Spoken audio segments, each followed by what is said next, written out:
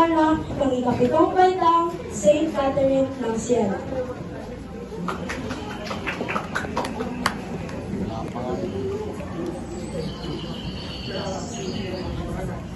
Sa isang mapayapang kaharian ng Barbanya, binamunuan ng isang matalino at marangal na hari, si Haring Fernando, kasama ang kanyang asawa, si Reina Valeriana, isang mapagmahal na reyna ng Barbanya.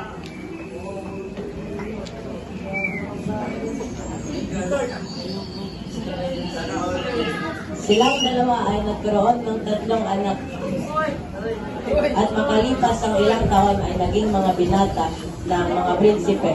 Si Don Pedro, ang panganay, ay may matikis na sisig.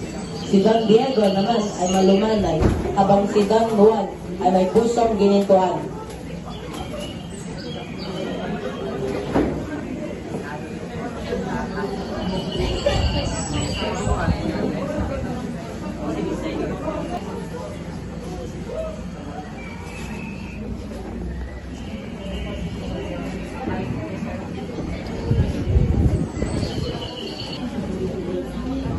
Sa isang gabi, natutulog si Don Fernando na panaginitan niya ang kanyang bunsong anak, si Don Juan, ay binugbog at pinatay ng 2 sampalasan.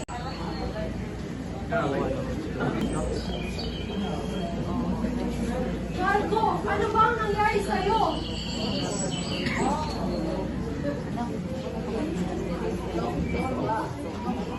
Ay, mahal. Ang iyong sakit ay gayuan ng panaginip. Ngunit may lunas. Isang ibon na tinatawag ng ibang Adarna. Matatagpuan ito sa bundok na Tabor, sa punong Piedras Platas. Ang kanyang tahanan.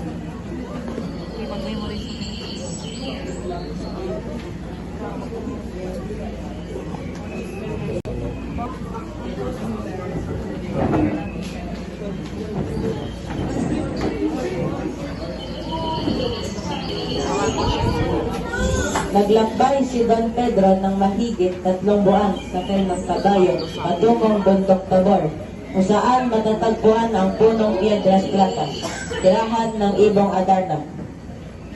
Ay, malas! Tumatara ang kabayo!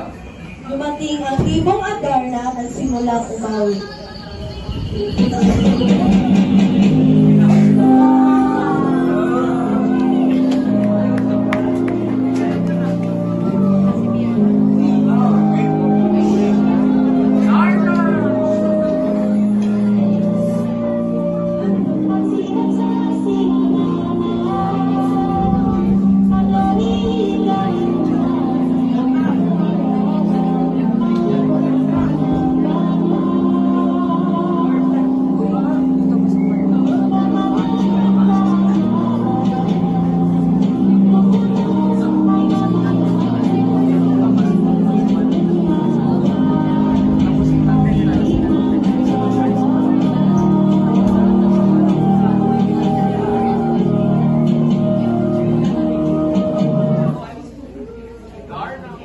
Kaya't nakatulog si Don Pedro.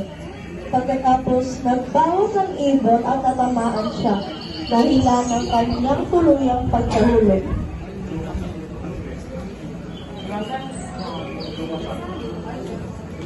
Hindi nagpaalam si Don Diego sa kanyang mga magulang at naglakbay sa bundok Tabor.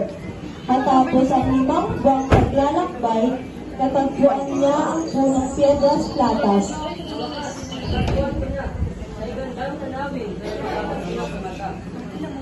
Ngunit tulad ni Don Pedro,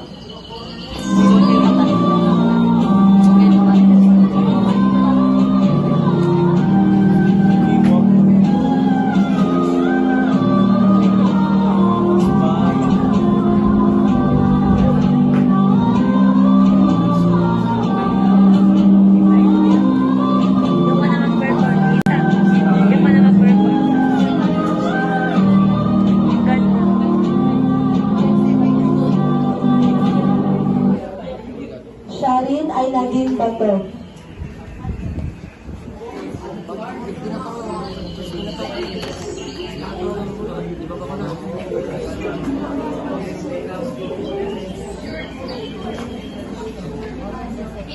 Nagsimulang maglakbay si Don Juan upang hanapin sina Don Pedro at Don Diego. Sa kanyang paglalakbay, nakasalubong niya ang isang ermitanyo.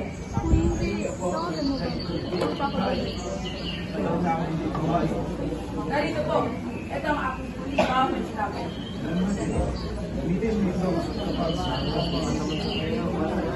Maraming salamat po. Matapos tulungan ng ermitanya, nakarating si Don Juan sa Piedras Blancas at naghintay sa ibong Adarna.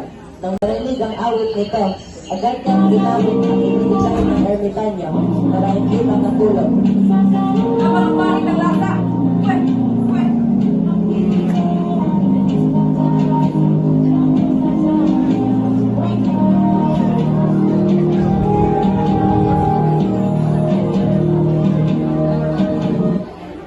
Matagumpay niyang nahuli ang ibong Adarna at natagpuan ang kanyang mga kapatid. Sama-sama silang naglakbay pagbalik sa kanya.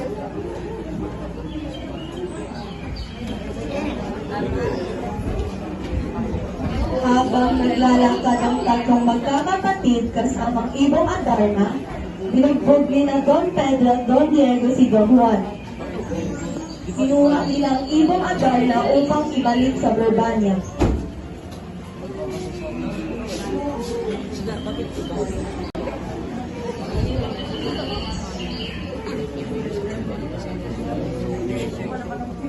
Isang ermitanyo ang nakakita kay Don Juan na walang malay. Tinulungan siya ng ermitanyo at pagkatapos ng ilang oras, nagising si Don Juan.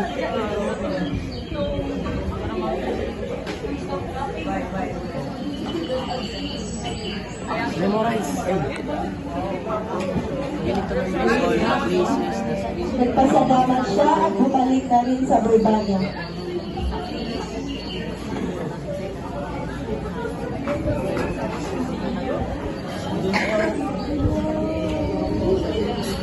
Pagbalik ni Don Juan sa Brabania, agad nagkaroon ng kulay ang ibong Adarna at kumanta.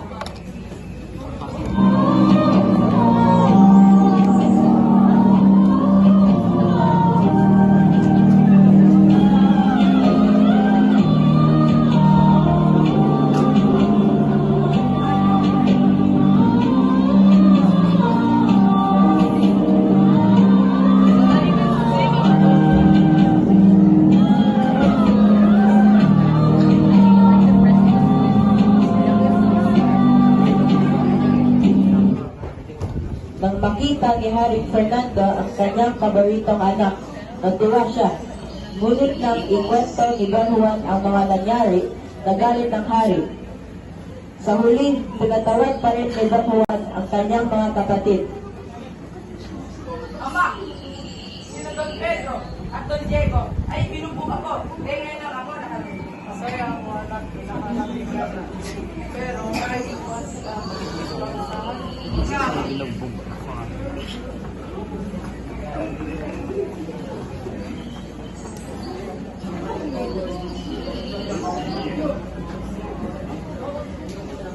Umalis si Don Juan sa Brabania matapos mawala ang ibong Adarna.